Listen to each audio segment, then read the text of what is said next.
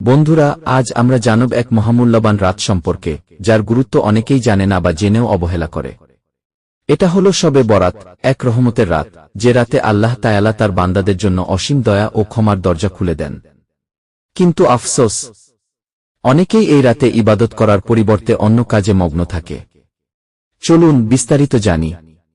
মসজিদে কিছু মানুষ ইবাদতে মগ্ন, আর অন্যদিকে কেউ আড্ডা দিচ্ছে, কেউ মোবাইল দেখছে। শবে বরাতের রাতে আল্লাহ বান্দাদের প্রতি বিশেষ রহমত বর্ষণ করেন।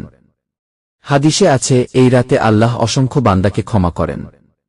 কিন্তু আমরা কি করি?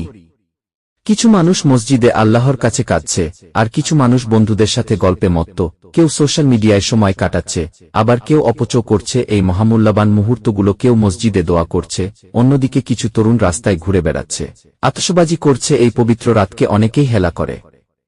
কেউ আতশবাজি ফাটায়, কেউ রাস্তায় ঘুরে বেড়ায়, আবার কেউ ফানফুর্তি করতে ব্যস্ত থাকে। অথচ এই রাতে আল্লাহ তাআলা আমাদের জন্য রহমতের দরজা খুলে দেন, আমাদের গুনাহ মাফ করার সুযোগ দেন। ভাবুন তো, যদি আজ রাতেই আমাদের শেষ রাত হয়, যদি আল্লাহ আমাদের ডাক দেন, আমরা কি তৈরি? আল্লাহ চান আমরা তার দিকে ফিরি, দোয়া করি, তওবা করি।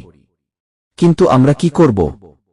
মোবাইল, বিনোদন, গাফিলতি, এসবের মাঝেই রাত পার করে দেব। এ রাত আল্লাহর নৈকট্য লাভের রাত, দোয়া কবুলের রাত, গুনাহ মাফের রাত। এই রাতে যারা আল্লাহর দরবারে ফিরে আসে তারা সফল। তাই আসুন আমরা এই রাতকে ইবাদতে কাটাই, ক্ষমা চাই, আল্লাহর সন্তুষ্টি অর্জন করি। কেউ কুরআন তেলাওয়াত করছে, কেউ সেজদায় লুটিয়ে পড়ছে, কেউ অশ্রুসিক্ত দোয়া করছে। বন্ধুরা, শবে বরাত আমাদের জন্য এক বিশাল নিয়ামত। আসুন আমরা এ রাতে ইবাদতে মগ্ন হই, আত্মশুদ্ধি করি, আল্লাহর রহমত ও মাগফিরাত লাভ করি। অন্যদেরও উৎসাহিত করি যেন সবাই এই রাতের গুরুত্ব বুঝতে পারে। এই ভিডিও যদি ভালো লেগে থাকে তাহলে লাইক, কমেন্ট এবং শেয়ার করুন, আর আমাদের চ্যানেল সাবস্ক্রাইব করতে ভুলবেন না। নতুন ভিডিওতে আবার দেখা হবে ইনশাআল্লাহ। আসসালামু আলাইকুম ওয়া রাহমাতুল্লাহ।